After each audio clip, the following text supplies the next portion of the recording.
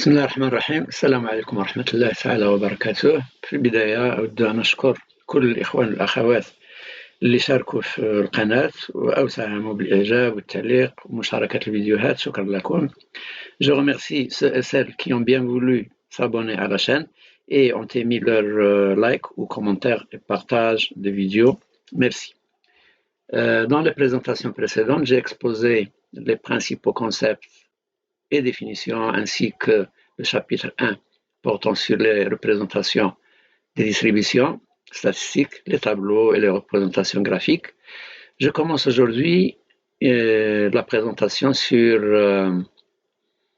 la statistique appliquée dans le cadre de la série statistique appliquée à la prise de décision, le chapitre 2 sur les caractéristiques de tendance centrale, bien sûr l'utilisation du cours et des exercices sur Excel.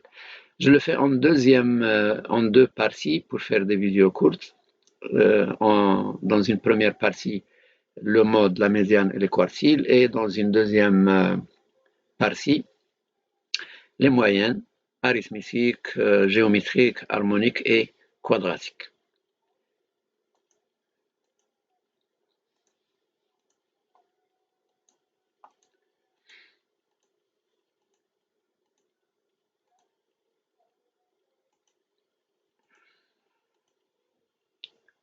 Donc, je commence dans ce chapitre par le mode.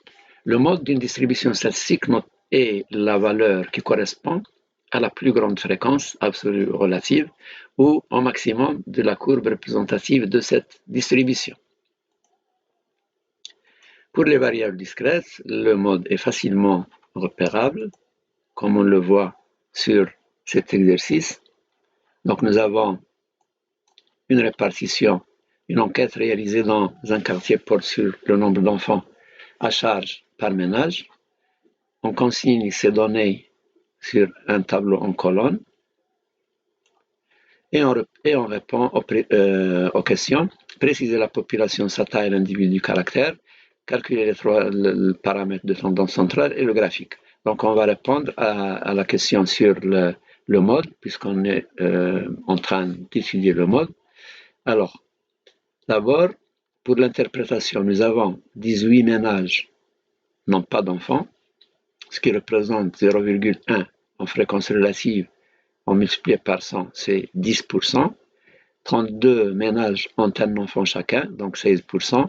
66 ménages ont 2 enfants chacun, 33%, et ainsi de suite. Alors, la question 1, la population, nous avons 200 ici, 200 ménages. L'unité statistique, un ménage. Le caractère étudié, c'est le nombre d'enfants par ménage. C'est une variable statistique au caractère quantitatif discret. Et le mode, directement, on applique la définition. Il correspond à la plus grande fréquence. Donc la plus grande fréquence ici est égale à 68 ou bien 0,33. Il correspond à 2. On le voit aussi sur le graphique. Donc le mode est égal à 2.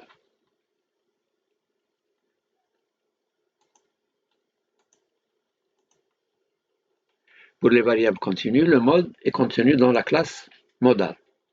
Deux cas peuvent se présenter selon que les amplitudes des classes sont égales ou inégales. Cas où les amplitudes sont égales. Dans l'exemple suivant,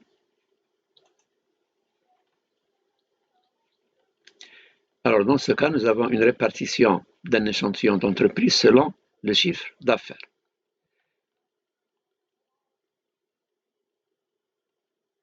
Déterminer la population, etc. et calculer les trois paramètres de la même manière. Donc, pour le calcul du mode, nous allons déterminer la classe modale. La classe modale, elle correspond, donc on a dit que le mode correspond au plus grand effectif, à la plus grande fréquence, donc c'est 17 ou bien 0,3, qui correspond à 8, 12, et on applique cette formule. Donc, E indice I-1, il correspond à l'extrémité gauche, dans ce cas qui est égal à 8 de la classe modale, plus A indice I qui est égal à l'amplitude, 12 moins 8 c'est 4, multiplié par toute cette quantité, NI moins N indice I moins 1, etc. Donc, N, nous avons ici 17, moins 12, 17 moins 12, et puis NI moins NI plus 1, qui est égal à 13. Donc 17 moins 13, et on n'a plus que cette formule pour avoir le résultat.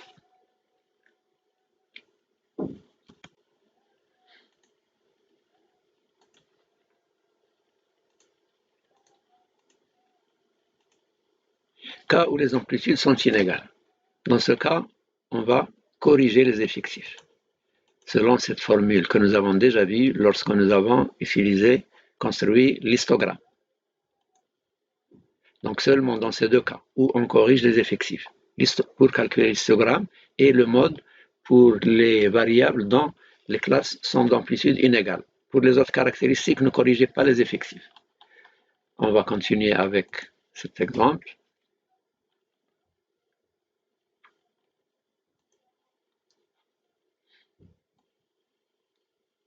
Alors, cas où les amplitudes sont inégales, nous avons l'exemple de la répartition de 55 personnes selon l'âge. Dans ce cas, on constate que les amplitudes sont effectivement inégales. 5, c'est 20 moins 15, 35 moins 20, c'est 15, 45 moins 35, 10, et 50 moins 45, c'est 5. Et on applique la correction des effectifs selon cette formule. On multiplie chaque fréquence NI par A sur AI. AI, nous l'avons. A, c'est une amplitude qui soit un diviseur commun des amplitudes, généralement le plus grand commun diviseur ou la plus petite amplitude, ce qu'on a choisi ici. Donc, et on fait le rapport A divisé par AI, 5 sur 5 qui est égal à 1, 5 sur 15, 0,33, 5 sur 10, 0,5 et 5 sur 5, 1. Puis, on multiplie les fréquences de la distribution initiale par A sur AI, et on a cette nouvelle colonne des effectifs corrigés. Dans ce cas, 11, c'est le plus grand effectif. On applique la formule ici en utilisant cette colonne en bleu. Et on a donc d'abord identifier la classe modale qui correspond au plus grand effectif, dans ce cas corrigé 11, donc c'est 35, 45. Et on applique E indice I-1, c'est 35, plus l'amplitude 45 moins 35, c'est 10, multiplié par cette quantité 11 moins 8 sur 11 moins 8 plus 11 moins 8.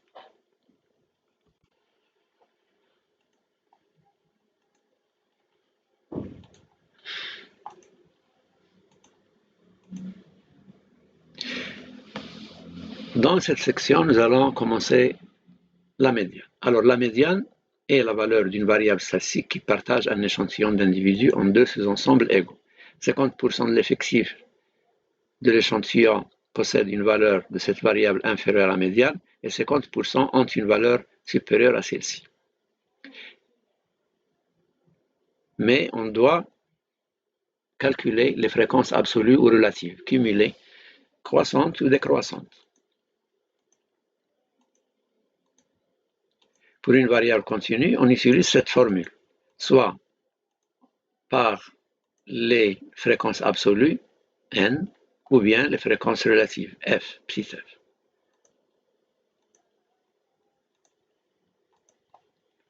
Dans cet exercice, alors nous avons ici,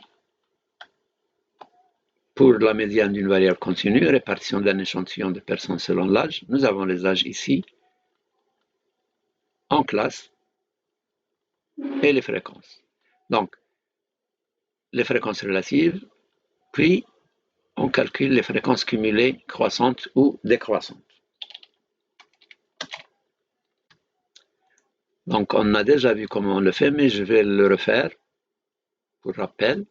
Donc, ici, la fréquence croissante, cumulée croissante, on ajoute chaque fois l'effectif correspondant, suivant, ou la fréquence. On va le voir par les fréquences relatives. D'accord? Ici, nous utilisons les fréquences absolues. On ajoute 25, puis on ajoute 10 au résultat, puis on ajoute 7, etc. jusqu'à la fin.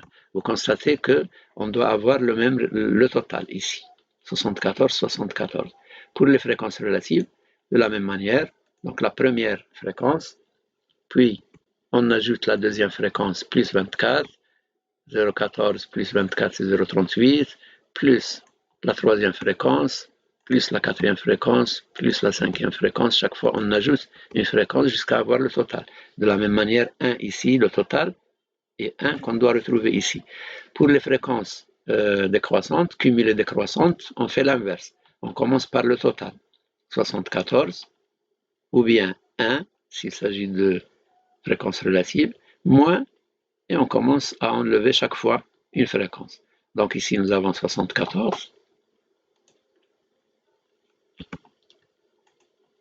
Moins 10, puis le résultat, on lui enlève la fréquence suivante, moins 18, moins 10, moins 7, moins, etc. jusqu'à retrouver 4 qui était ici, 0,05 que nous avons ici dans les fréquences relatives. D'accord? Une fois que nous avons cela, il faut préciser, remarque, lorsqu'on vous demande de calculer la médiane, si on précise, si on vous dit de le faire avec les deux méthodes, cumulée croissante et cumulée décroissante, vous le faites. Sinon, vous choisissez seulement une, ce n'est pas la peine de faire les deux. Donc moi, je le fais généralement avec les fréquences cumulées croissantes.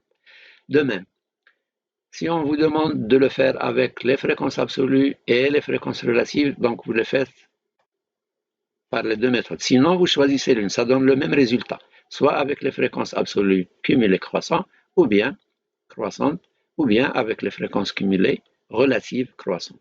D'accord? Ce n'est pas la peine de faire les deux, sauf si on vous le demande précisément. Alors, dans ce cas, on applique la formule de la médiane que nous avons vue dans le cours de tout à l'heure.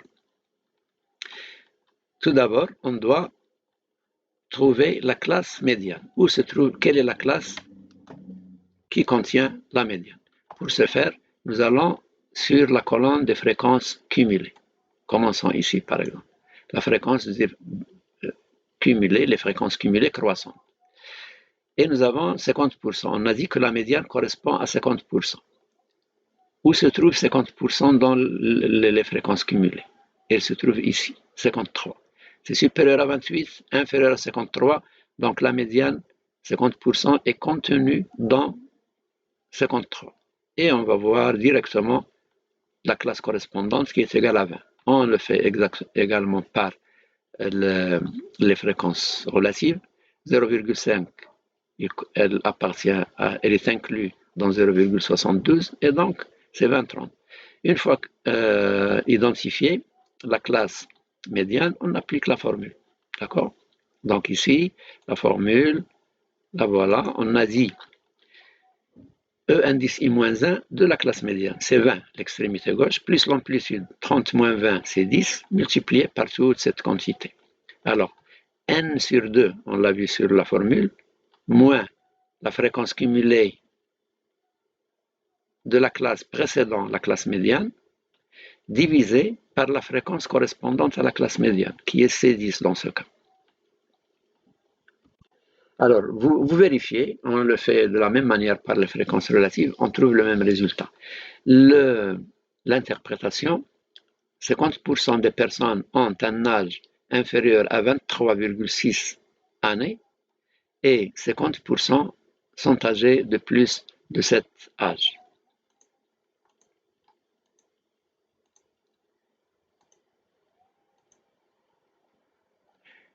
Pour une variable discrète, alors, nous avons dans l'exercice suivant la médiane d'une variable discrète.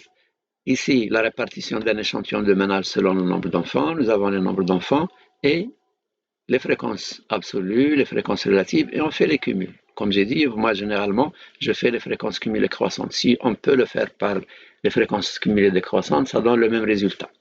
Donc, alors, dans ce cas, on a n sur 2, puisque c'est 50%, c'est n sur 2, dans ce cas, 100 divisé par 2, c'est 50, ou bien 1,5, 0,5. Alors, n sur 2 égale 50, où se trouve 50, les fréquences cumulées. Nous avons, elle est supérieure à 45, absolue, inférieure à 70, donc est inclus dans 70. 0,5, 1,5, il est supérieur à 0,45 et inclus dans 0,7. Donc immédiatement, nous allons voir que La médiane dans ce cas est égale à 3. Donc c'est facile. L'interprétation, 50% des ménages ont moins de 3 enfants et 50% ont plus de 3 enfants.